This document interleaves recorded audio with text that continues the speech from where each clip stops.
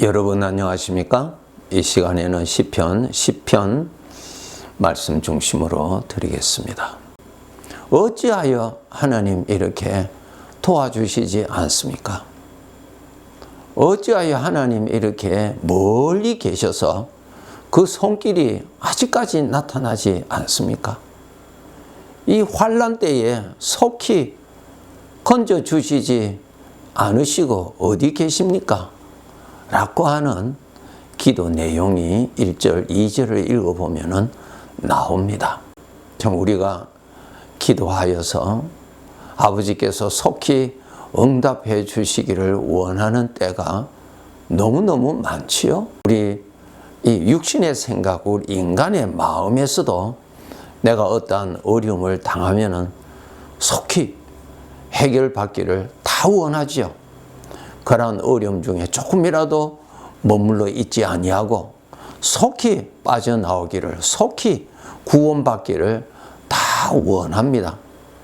이러한 마음을 가지고 하나님 앞에 얼마든지 기도할 수 있죠. 그런데 그렇게 하나님 믿습니다, 하나님 믿습니다, 좋은 것을 주실 줄로 믿습니다, 하나님께서 이렇게 약속하셨으니까 좋은 것을 주실 줄 믿습니다 하면서 믿음의 기도라고 생각하고 막 기도하지요. 신앙이 없는 사람일지라도 인간의 본성에서는 어려움을 만나면 속히 하나님께서 응답해 주시기를 원하고요. 또 하나님을 감동시키기 위해서 하나님께서 이런 약속을 하셨고 저런 약속을 하신 것을 내가 믿습니다, 믿습니다 하면서 기도하죠. 하나님께서 응답 안 해 주실 때, 하나님의 응답이 나타나지 않을 때, 그 육신에서 원하였던 그 마음에서 시험에 빠지죠. 하나님에 대해서 낙심해 버립니다. 이런 현상이 일어나지요. 여러분, 우리가 알아야 될 것이 있습니다. 나의 주인 되시는 하나님이 나에 관한 뜻이 있습니다. 하나님과 연합해서 사는 자 되기를 원하십니다. 하나님이 나와 연합해서 사시는 것이 아니고 내가 하나님과 연합해서 살도록 만들어 주시는 것이 하나님의 뜻입니다. 내 욕심대로 내가 원하는 대로 하나님이 도와주시는 것이 아니고 하나님이 원하시는 대로 내가 거기에 합류해서 그렇게 사는 자로 만들어 주시고자 하시는 것이 아버지의 뜻이고 그것이 아버지가 나에게 주시고자 하시는 진정한 복이 됩니다. 고린도전서 13장 11절에 보면은 내가 신앙적으로 매우 어렸을 때, 어리다는 말은 구원은 받았지만 여전히 내 욕심의 중심으로, 내 중심으로 신앙생활을 할 때입니다. 그것을 어릴 때라고 말합니다. 내가 그렇게 어렸을 때는 말하는 것이나 깨닫는 것이나 생각하는 것이 다 내 중심으로 그렇게 한다. 내 중심으로. 그러니까 그때 기도는 하나님이 나에게 오시기를 원하죠. 내가 원하는 것을 해 주시기를 원합니다. 이거 어린아이 기도지요. 여러분, 나의 주인은 하나님이시지요. 나의 복은 하나님이십니다. 우리가 입으로는 하나님은 나의 복이십니다 라고 시인합니다.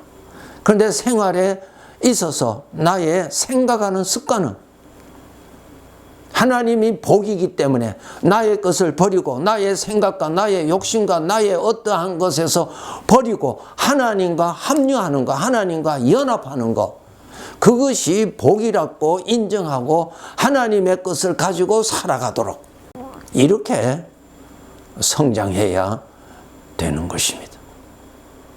그래서 우리가 내 중심으로 내 중심으로 이것이 속히 이루어져야 되겠고, 하나님은 전능하신 하나님이시니까 하나님께서 이것 얼마든지 고쳐주실 수 있습니다 라고 믿음의 고백을 합니다. 네, 맞아요. 그런데 그 믿음을 어디에 씁니까? 자기의 욕심을 채우는 데 쓴단 말입니다. 아니죠. 믿음은 하나님으로부터 오는 것이거든요. 하나님의 것은 하나님의 영광을 위해서 쓸 때 역사가 일어나는 것이지, 하나님의 것을 내 욕심을 위해서 쓸 때는 영광이 나타나지 않습니다. 나 중심에서 살았던, 내가 원하고 나 중심으로 살았던 여기에서 내가 떠나서 하나님과 합하여서 하나님 안에서 사는 것, 하나님의 것으로 사는 것, 나의 마음에서 나오는 것을 누리고 나의 마음에서 나오는 욕심을 누리고 사는 것이 아니라 하나님의 마음과 연합해서 하나님의 것을 누리고 하나님의 마음 안에서 살아가는 것, 하나님의 평강을 누리고 하나님의 믿음을 누리고 살아가도록 하는 것이 이 뜻입니다. 우리 성도들이 믿음이라고 할 때 자기 마음에 일어나는 믿음이 있을 수 있죠. 우리가 믿는 것은 내 마음에서 일어나는 믿음을 믿는 것이 아니고, 그것은 이 세상 사람들도 긍정적인 사고방식으로 믿음을 가질 수 있잖아요. 얼마든지 믿음을 가질 수 있잖아요. 잘 될 것이다. 잘 될 것이다. 예. 자기 속에서 일어나는 믿음이에요. 믿음이에요. 구원받은 자들의 믿음은 하나님을 믿는 것입니다. 완전히 다릅니다, 여러분. 세상 사람들도 믿고 살잖아요. 잘 될 것을 믿고 살잖아요. 어려움을 만났을 때 절망하지 아니하고 용기를 내어서 또 거기서 7.8기 또 일어나서 또 믿음을 가지고 소망을 가지고 살지 않습니까? 그런데 우리 하나님의 자녀들이 알아야 할 믿음은 그 믿음이 아니에요. 하나님을 믿는 것입니다. 하나님의 마음을 믿는 것입니다. 하나님의 마음에서 나오는 소망, 하나님의 마음에서 나오는 믿음, 하나님의 마음에서 나오는 말씀을 믿고 사는 것이 믿음, 하나님을 믿는 믿음이에요. 마태복음 8장에 보면은 예수님께서 제자들과 함께 한 배를 타시고 갈릴리 바다를 지나가는 중에 갑자기 무서운 바람을 만나지요. 풍랑이 일어납니다. 그 배 안에 물이 들어와서 배가 가라앉게 되는 큰 위험에 빠졌을 때 제자들이 심히 두려워했습니다. 그 두려움이 어떻게 말로 표현됩니까? 주무시는 예수님을 깨우면서, 예수님, 우리가 다 죽게 되었습니다. 우리가 죽게 되었습니다. 그런 내용이 있죠. 죽게 되었다고 하는 것은 자기 마음에서 일어나는 생각이죠. 예, 우리 사람은 그런 상황을 만나면은 우리는 모든 사람들이 죽게 되었다고 하는 두려움에 다 빠집니다. 자기 마음에서 일어나는 믿음이죠. 그 믿음에서 뭐라고 판단해 줍니까? 이제는 죽겠다고 하는 것이 나옵니다. 그것을 믿는 것입니다. 그럴 수밖에 없죠. 그런데 주님이 동행하시는 자, 주님이 영으로 연합되어 있는 자는 이제는 내 마음에서 나오는 것을 믿는 것이 아니라 연합되어 있는 주님의 마음을 믿는 믿음으로 살아가야 되는데, 이것을 우리가 깨닫고 이것을 우리가 훈련을 해야 믿음으로 살아갈 수가 있습니다. 많은 성도들이 자기 믿음 가지고 하나님이 주시는 믿음으로 착각할 수가 있습니다. 깨달아야 돼요. 자기 믿음은 어려움을 만나면 그 믿음은 다 무너집니다. 그 믿음은 변질되어서 절망으로, 두려움으로, 원망으로 다 바뀌어집니다. 그 가장 대표적인 것이 이스라엘 백성들이 광야 생활할 때 하나님께서 필요한 것을 응답해 주셨을 때 아주 저들이 기뻐하고 하나님을 찬송했습니다. 얼마든지 할 수 있죠. 왜? 내 마음에서 그것이 없어서 그 문제로 인해서 내가 정말 곤란하고 내가 두려움 가운데 있을 때 해결해 주셨으니까 얼마나 내가 기쁘겠어요. 이웃 사람이 도와줘도 우리가 기쁘잖아요. 하나님이 도와주셨으니까 너무너무 기뻐요. 그런데 광야 생활은 계속 나가야 돼요. 나가면 또 어려운 환경을 만나고 또 내가 감당할 수 없는 어려운 문제를 만났을 때 똑같이 절망하고 원망하고 두려워하고 하나님을 원망하는 것으로 나타나죠. 무엇이에요? 자기 마음에서 일어나는 믿음을 가지고 사는 거예요. 함께 하시는 하나님의 것을 누리고 살아갈 줄 알도록 훈련해야 돼요. 우리는 주님의 영과 연합이 되었어요. 주님의 것으로 살아갈 수 있도록 하나님이 우리를 구원시켜 주셨어요. 성령으로 연합시켜 주셨어요. 연합되었어요. 연합되었으니까 나에게도 주님의 것이 함께 있습니다. 나의 믿음을 가지고 살 수도 있고 주님의 믿음, 주님의 마음을 믿고 살아갈 수 있는데 이것 훈련하셔야 돼요. 내 마음에서 일어나는 것을 믿고 살 것인지 함께 계시는 주님의 마음을 믿고 살 것인지 훈련해야 됩니다. 우리가 어려운 일을 당하면 내 마음은 신앙생활 잘하고 있는 내 마음은 여전히 두려워하고 불안하고 짜증스럽고 변함이 없어요. 천국 가는 그날까지. 그럴 때에 내 마음을 믿지 말고 내 마음에 일어나는 것을 믿지 말고 함께 계시는 주님의 마음을 믿고 살아야죠. 이것이 믿음 생활이에요. 이것이 바로 구원받는 것입니다. 풍랑을 만났을 때 제자들의 마음은 이제 물에 빠져서 다 죽게 되겠다고 하는 그 마음에서 일어나는 것을 믿고 저들은 이제는 더 이상 희망이 없으니까 낙심하고 두려움에 빠져 있죠. 주님께서 그때에 바람을 잠잠케 명령하시고 파도를 잠잠케 명령하셨더니 다 갑자기 잠잠했습니다. 예수님이 창조주 하나님이시라는 것을 보여주신 사건이에요. 사람은 어떻게 자연을 다스릴 수 있습니까? 다스릴 수 없어요. 바로 예수님이 하나님이시기 때문에 그것을 가지고 표적으로 보여주신 것이죠.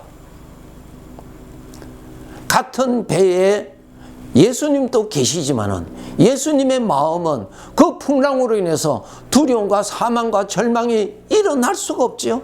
모든 것을 다스릴 수 있으신 주인이 거기에서 무슨 예수님의 마음에 불안이 일어나겠어요. 전능하신 분이신데요.